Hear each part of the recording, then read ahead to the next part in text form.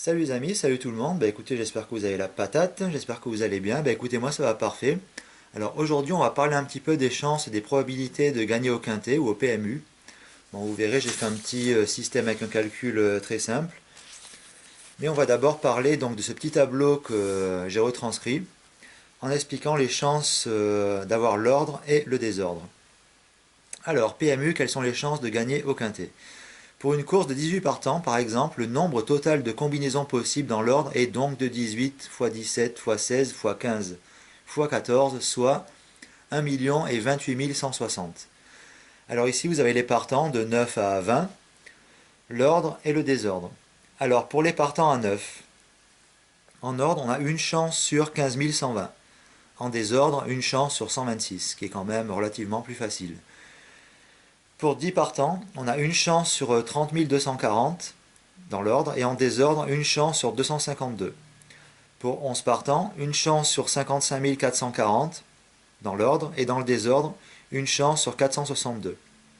Pour 12 partants, alors on a une chance sur 95 040 dans l'ordre, et donc dans le désordre, une chance sur 792.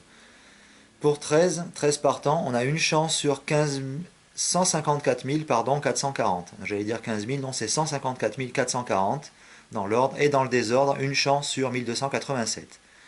Pour 14 partants, on a une chance sur 240 240 dans l'ordre, et dans le désordre, une chance sur 2002.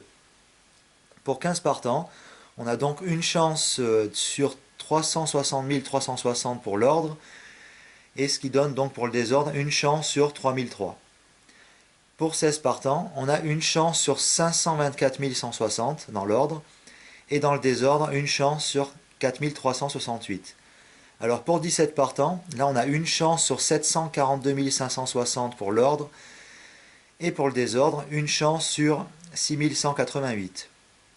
Alors pour 18 partants, alors plus il y en a, plus c'est bonjour les chances pour avoir dans l'ordre. 18 partants, une chance sur 1 28 160 pour l'ordre, et pour le désordre, une chance sur 8568. Alors pour 19 partants, on a une chance sur 1 395 360 pour l'ordre, et pour le désordre, donc une chance sur 11 628. Bon, avec ça, les gars, franchement, bonne chance. Alors pour 20 partants, alors là, c'est là que ça se complique vraiment dramatiquement. Pour l'ordre, on a une chance sur 1 860 480, et pour le désordre, une chance sur 15 504. Bon, vous avez jeté un petit coup d'œil donc sur ce petit tableau, les partants, l'ordre et le désordre. Maintenant, on va montrer un petit peu les possibilités qu'il y a, et les méthodes de calcul mathématiques pour déterminer le nombre de combinaisons. Bon, c'est pas très compliqué. Alors regardez un petit peu. Il suffit en fait de multiplier le nombre de partants, qu'on représente donc par un n, par n1, n2, autant de fois que de chevaux à l'arrivée. Alors on va faire un petit exemple. Combien de quintets avec 20 partants? Alors on fait 20 x 19 x 18 x 17 x 16, ce qui donne 1 860 480 combinaisons dans l'ordre, donc 20 étant le nombre de partants. Et on a donc une chance sur 1 860 480 d'avoir le quintet dans l'ordre. Hop, donc si on regarde ici encore sur 20, une chance sur 1 860 480 qui est retranscrit ici. Par la suite, si vous voulez connaître le nombre de combinaisons dans le désordre, il suffit de diviser par le nombre de combinaisons de l'arrivée, calculé de la même manière. C'est-à-dire 5 x 4 x 3 x 2 x 1 égale 120 ordres possibles. Entre parenthèses, 5 étant le nombre de chevaux de l'arrivée du quintet.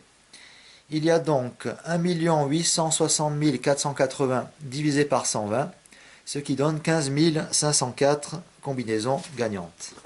Combinaisons dans le désordre, pardon. Hop, qu'on retrouve ici une chance sur 15 504 pour les combinaisons dans le désordre. Alors donc vous avez donc une chance sur 15 504 d'avoir le quintet dans le désordre. Alors là on va faire un autre petit exemple avec un tiercé de 17 partants. Alors on fait 17 x 16 x 15, ce qui donne 4080 combinaisons dans l'ordre. Alors 3 x 2 x 1 égale 6 ordres possibles. Si on fait maintenant 4080 que l'on retrouve ici, divisé par 6 que l'on retrouve ici, Cela nous donne donc 680 combinaisons dans le désordre. Alors un autre exemple avec un couplet de 14 partants. Alors ici c'est tout simple, on fait donc 14 fois 13, ce qui nous donne donc 182 combinaisons dans l'ordre. Et idem, 2 fois 1 égale 2 ordres possibles. Donc si on fait 182 divisé par 2, ce qui donne donc 91 combinaisons dans le désordre. Bon, c'est un petit peu simplifié, mais disons que c'est une méthode de calcul mathématique assez simple pour déterminer le nombre de combinaisons.